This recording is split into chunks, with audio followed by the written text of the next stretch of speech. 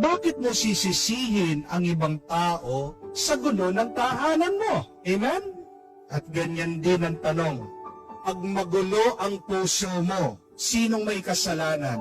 Kasalanan ng ibang tao? Kasalanan ng asawa mo?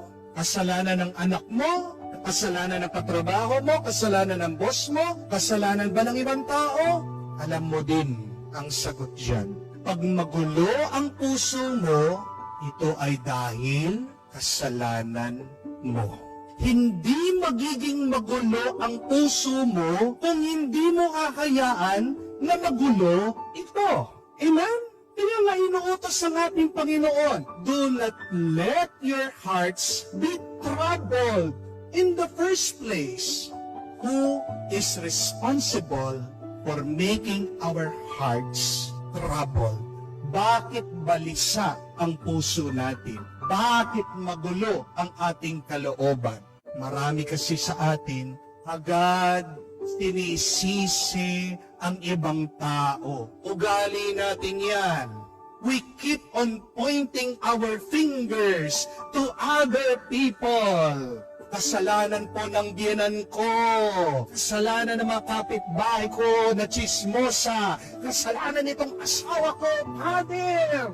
Hanggang ngayon, kakausapin ko lang, sinisigawan ako, inaaway ako. Kasalanan, Father, ng mga anak ko, hindi na ako ginagalang. Lumaki lang, tumanda lang, nakapagtrabaho lang, kala mo kung sino na sila.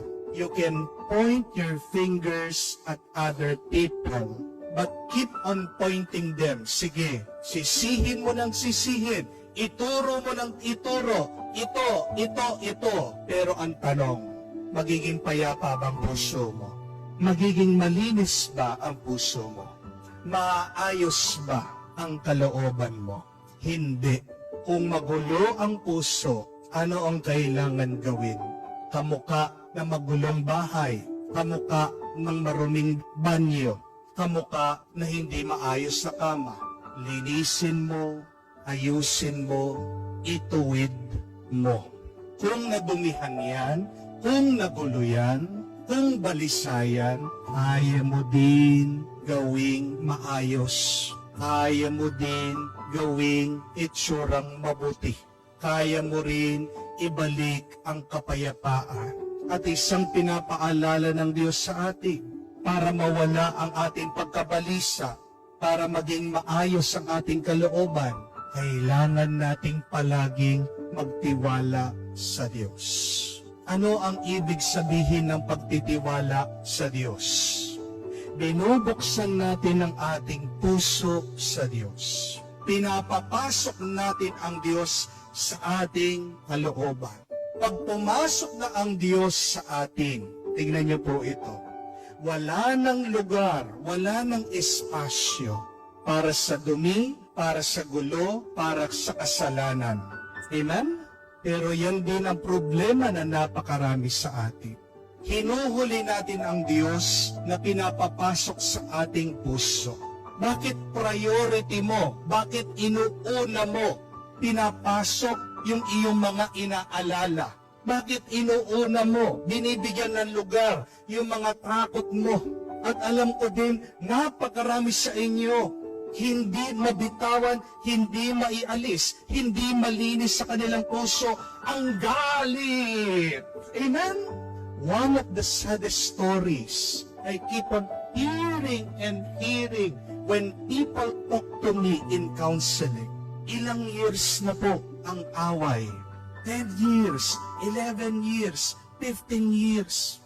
Couples, married people, mag-asawa cannot let go. Hindi nila makalimutan. Ayaw nilang magpatawad. Napakarami dyan hindi makapag-let go. At anong ibig sabihin ng hindi pagpapatawad? Yung dumi ng kalooban, hinahayaan mo lang. Kayo po, tanungin ko, kung meron po kayong alagang aso o pusa, nagdumi yan sa loob ng iyong salas, ng inyong living room, umihi sa kwarto, anong gagawin nyo? Di ba agad-agad? Alisin mo, lilinisin mo. Pag hindi ka nagpapatawad, pag hindi mo mabitawan ang sakit ng loob mo, anong ibig sabihin? Hinahayaan mo yung dumi, yung ihi, yung panghi, yung bulok nandoon. Kaya no wonder bakit irritable yung mga nag-aaway. Amen? No wonder bakit napakasensitibo nila. Kasi nabulok na. At pag nabulok, may bakterya na. At pag nanatili yung bakterya, nagiging virus na. Pag merong bakterya, pag merong virus, anong susunod dyan? Hindi sakit. Kaya nga, nagkakasakitan yung mag-asawa. Kaya nga, merong sakit na lumalaganap sa pamilya. Parang awa na natin sa ating sarili. Parang awa mo naman sa iyong mga minamahal. Kaya mo naman alisin, kaya mo naman bitawan, kaya mo naman ayusin. Bakit hindi mo piliin na aregluhin? Bakit hindi mo piliin yung mas maayos? Bakit hindi mo piliin yung kapayapaan kesa sa gulo ng kalooban? Maayos agad ang ating mga puso at kalooban kung hahayaan natin manatili ang Diyos sa atin. Expel those negative thoughts, negative feelings. Pag ang Diyos pumasok sa puso mo, pag ang Panginoon nanatili sa puso mo, magkakaroon ka ng kapayapaan, peace. At anong ibig sabihin ng kapayapaan? Fullness, kabuuan, kaganapan. It is the feeling that nothing is missing. Amen? It is a feeling that everything is all right. It is the feeling that everything is good. Amen? That is what peace is.